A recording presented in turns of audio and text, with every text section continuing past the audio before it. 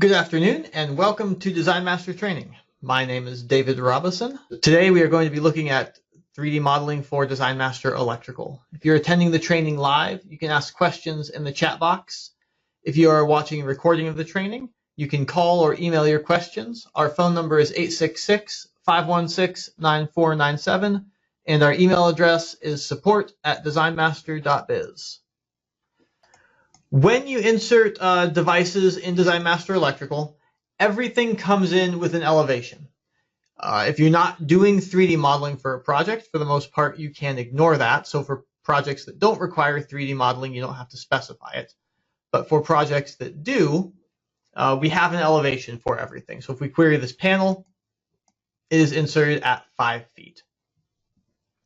If we query this receptacle, it was put at a default elevation of 0. So we didn't define that with an actual elevation. It'd actually be like 1 foot 6 inches, 18 inches off the floor.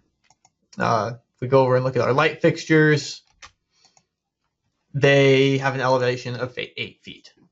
So everything goes in with an elevation. You can ignore it, and everything kind of works out for a basic electrical plan. If you need 3D coordination, obviously you have to set these elevations right, at least for the pieces that you are going to include in the coordination. Because even though we can model everything, if you hand an architect with everything modeled, they'll actually say, well, please get rid of some of these details because we don't care about your receptacles and some of your other stuff. We just want to see your panels and some of your big conduits. The elevation is always relative to the floor you're working on. So the 5 feet or 8 feet is relative to the floor. So if you're on the second or third floor, the way you want to handle that is by setting an elevation for the alignment point. So if we run the alignment point and we do a query on it, we can select this alignment point here.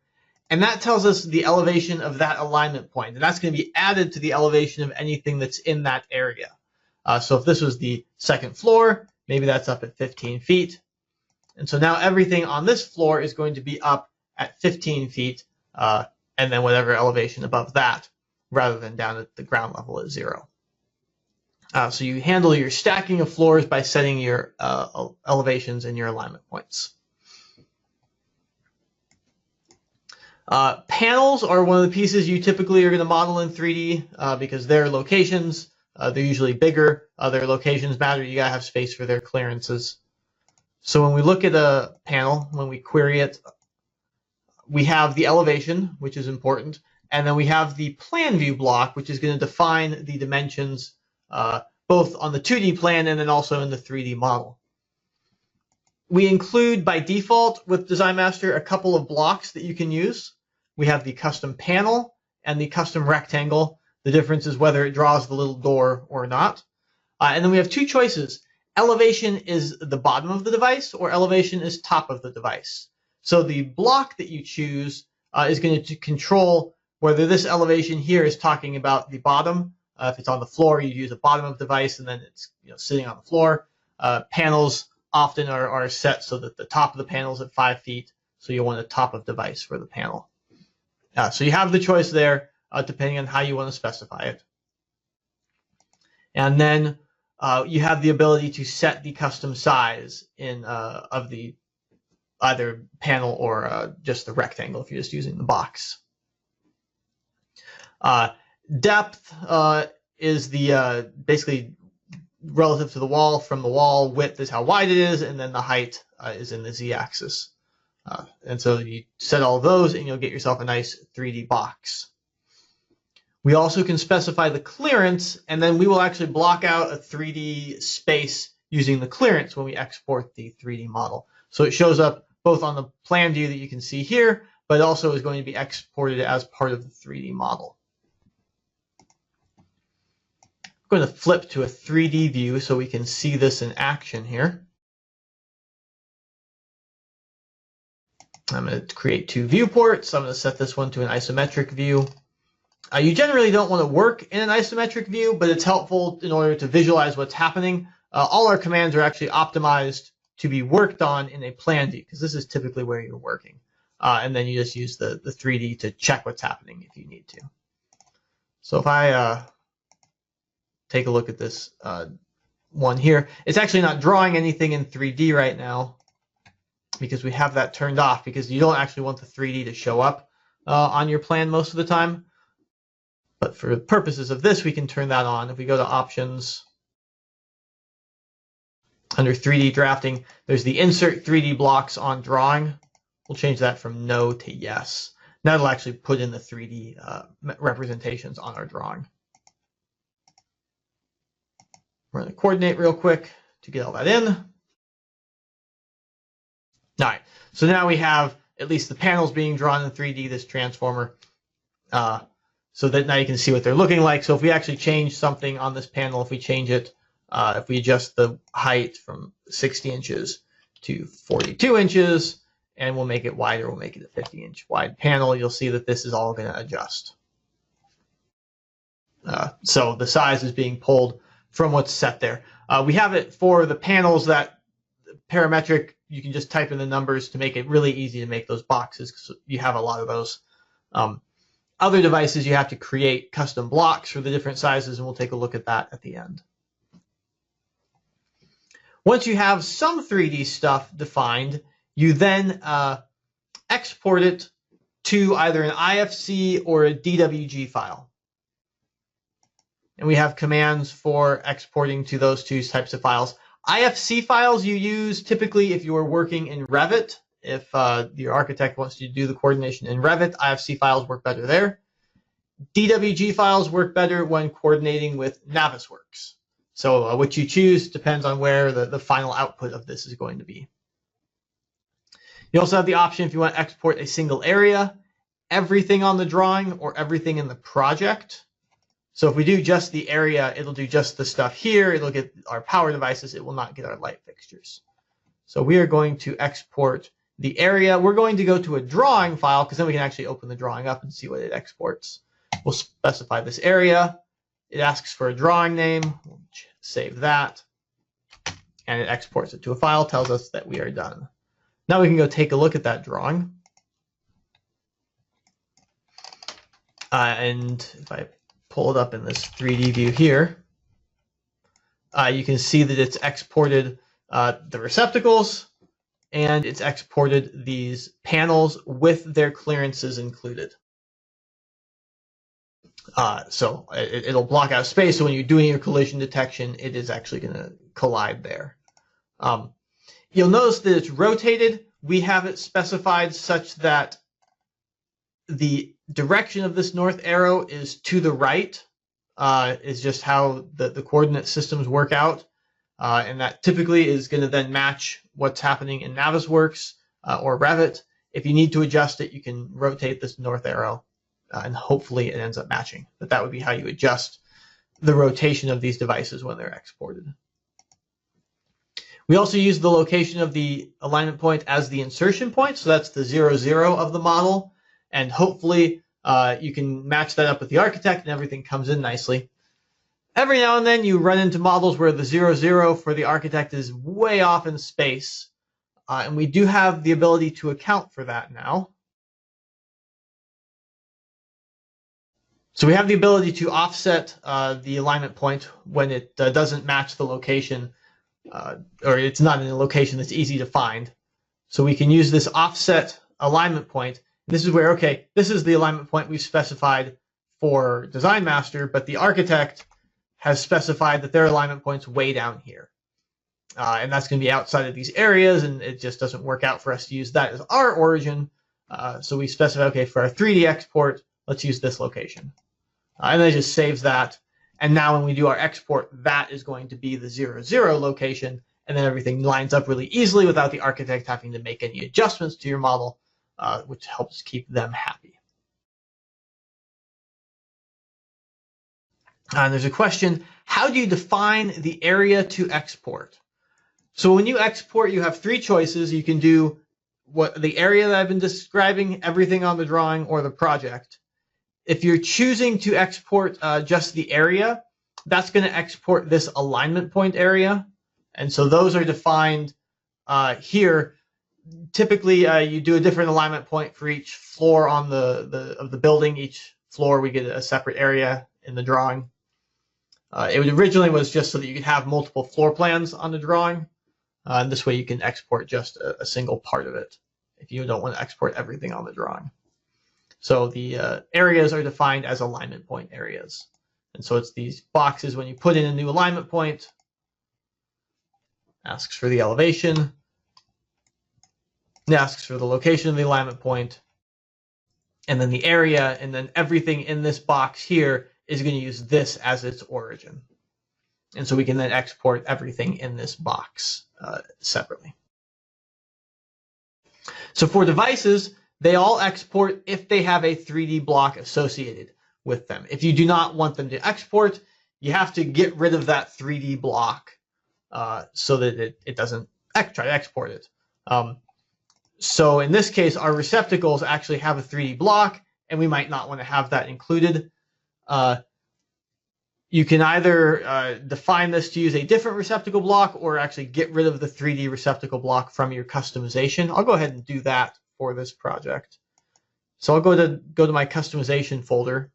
If I go to my installation settings, it'll list where my customization folder is. I can open that up. And then I can do a list on this to get the name of that block. And it is using the DMLEC, rec, duplex, and there's actually a -3D version if we keep getting down past all of those attributes that AutoCAD prints out. So here's the actual 3D block. So that's the one that we want to get rid of. So there's the 3D block. I'll rename it. I'll put an underscore in front. Now it can't find that file anymore. And then it's actually in this drawing already defined as a block, so it's going to continue to find it. To get rid of it, I'm going to turn the 3D off, update, and then purge it out. The coordinate removes it from the drawing, and the purge completely gets rid of it. So now when we do our export, it will not export that block anymore. So I'll run my coordinate command, or my export command, export an area, and it exported only the panels this time. It did not export the receptacles. So for devices, by default, it'll export a block with the device block name with a -3D after it. You can also use custom blocks for that. So when you go into your block definitions, we have a column for the 3D block name. So we have the block name, and then the default is the 2D block name with -3D added to the end. You can also replace that with a different value if you wanted to. So you could use a specific block as the 3D block if you have a specific block created. For creating the block, you either need to do that manually using standard AutoCAD 3D functionality. We also have two commands for creating a 3D block. Actually, it's one command. It can create a 3D block, basically extruding an outline that you draw on the floor plan. So it can be a rectangle or a cylinder or something like that. It's not going to be a terribly complex shape, but for 3D modeling purposes, it's going to be sufficient. So if I want to draw in a box or something like that, I can draw it here, and we're going to make that into our 3D block, just so that it's something slightly interesting. Run the customization, block creation. We can create a 3D block. Up here, you can choose an existing block that you have, and it's basically filling in this file name for you. So if you want to have a block that matches a block that you're already using, just the 3D version of it, this is to help you get that, remember what you had named your block previously, basically. Or you can manually type in a name here. So we will call this Training 3D. You can specify for the elevation, whether it's top, center, or bottom. This kind of corresponds to what we were seeing previously with the panels. When you create your block, you can either extrude up or down so that that elevation is kind of corresponding to the top, center, or the bottom. We'll leave it actually we'll change it to the bottom, so the elevation is going to be the bottom of the block, and then how high you want to extrude it, so how tall a block we're going to create. We'll do a 12-inch block, so we'll have a little bit of elevation. And it wants to know what polyline to extrude, and then the insertion point. It's important to have the insertion point and the rotation match the device that it's going to be used for, because it's going to be inserted at the same spot as the 2D block. So just make sure it matches up. We'll use this corner for the moment. And it creates the block. So now we have our 3D block, and then I'm going to assign it, and we'll assign it to these receptacles. It's obviously not the block you'd want to use, but we can demonstrate using it there. So for these duplex receptacles, I'm going to change the block to training 3D, which is the block that we just created. Now it'll be inserted. For each place we have a receptacle, that block will be inserted there. And it will be inserted at the elevation, so if we want it up higher, we could go to this receptacle and say, okay, let's do this one at 5 feet.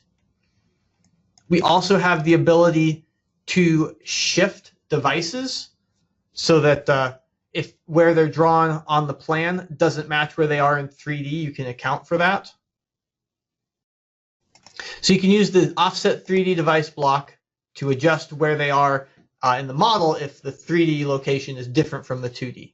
Because often you'll stack a receptacle directly over a receptacle, and so they're going to be in the same spot, but in order to make the drawing readable, you draw them next to each other. So we can run this command, run the offset 3D device block. We select the device we're offsetting, and then we choose where it actually should be drawn when it's exported to 3D. So I'll take this one here that's on this wall. I'm going to move it all the way over to this wall just so it's clear when we do the export that it happened. So it records that, it keeps track of it. Now we can do our export with all of those settings. I have the base drawing open, so I have to give it a new name. And we go find our pieces, so it put all of them in there. In 2D, it's not terribly interesting, but in 3D, we can see this one here is a little bit higher than these ones, and this one here that was on this wall here has been shifted down based upon the setting that we chose. So that would be how you could create a custom block and how you can export offset based upon where they actually are in 3D. We have the ability also to draft conduits and cable tray in 3D. These are not linked to anything else in the model. It's purely drafting, but it does allow you to get those devices included so that you have them in your 3D model for collision detection purposes. So under 3D, we have the conduit section, and then we have the cable tray. When you draft this, you're drafting the center line of it. It's based on actually our ductwork stuff because our ductwork has nice 3D modeling. So it works very similar to that. So we're going to draft in a conduit here. I specify a point for where it to start. If I do V for vertical, it can insert a piece going vertically. We'll go from 5 feet up to 10 feet. Various options here for how it's going to be offset. If the elevation is the center, if it's offset to the left or the right. You can also specify the shape of the conduit. You can do it as a round conduit, which is typically what you're actually putting in. If you have a bank of conduits, you can draft each conduit individually, and that works. You could also just draft it as a rectangle, which is going to block out the space, just a rectangle that's as wide as that bank of conduits. And as long as they're not hoping to stick anything down between the conduits, it works out because it's blocking out the space that you need for that run of conduits. And we'll have it come over here to this panel, do V for vertical, go from 10 feet back down to 5. So it does a 2D drafting of it here. And as you can see in 2D, it doesn't look, or 3D, it's not drafting it in 3D when we first put it in. We can ask it to draft a 3D version if you want to see what it looks like. And so this is what the 3D model will look like when exported. For cable tray, we have a few additional options. Put this up at 8 feet. We also have an option. So cable tray is all going to be rectangular. So no matter what, if it's an open or a closed cable tray, we just put in a rectangular box with the width and the depth. And then we have a radius for the turns, and then an elbow type for how those turns are going to be drawn. We can do a square radius, and that ends up looking like this, where the outside edge is a 90 degree, and then on the inside you actually have a radius there. You can also do a radius elbow, and that will give the outside edge a curve rather than a 90 degree edge. Conduit is going to be a single run, always going in one direction. So the arrows kind of just have to point from one way to the other. It doesn't really matter which way they point. Cable tray can branch. You still need to have the arrows kind of pointing in a consistent direction because that way the fittings all will work out. But they can actually put in branches. So if we come out over here to the cable tray, if we needed to run a branch this way, we could. If you have a loop of cable tray, which is fairly common, the solution there is to just have them join together and just do something like that. And they join together like that. And then you can draft all this in 3D. And you get something that looks like this. And again, it's not going to have any sort of, like actual tray looking thing. It's just a box. The idea being just enough 3D precision for collision detection purposes. For the conduits, we have a couple options to help with the drafting.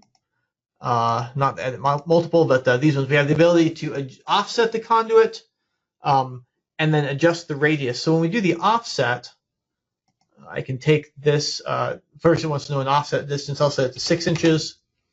I'm going to select this conduit, and then it wants to know what the radius is going to be. And it's going to use that for the inside radius, and then it's going to match all the other outside radiuses. And I'm going to offset to this side. And so it'll put in another conduit offset nicely from it. And we can repeat that if you have multiple conduits there. So that way you can get them all looking nice. And you'll see that when you did that second offset, it kind of got confused on the radius and it reset this one to not nest nicely. That is where the other command comes in to adjust our conduit radius. You select all of your conduits and it finds where they've turned together and it adjusts it to nest nicely. So the inside is the minimum radius and then all the others follow based upon that, so they look nice.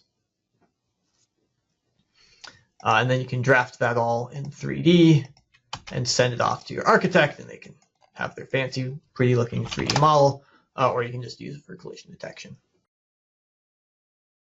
Do you have any questions? Is there an option to scale blocks?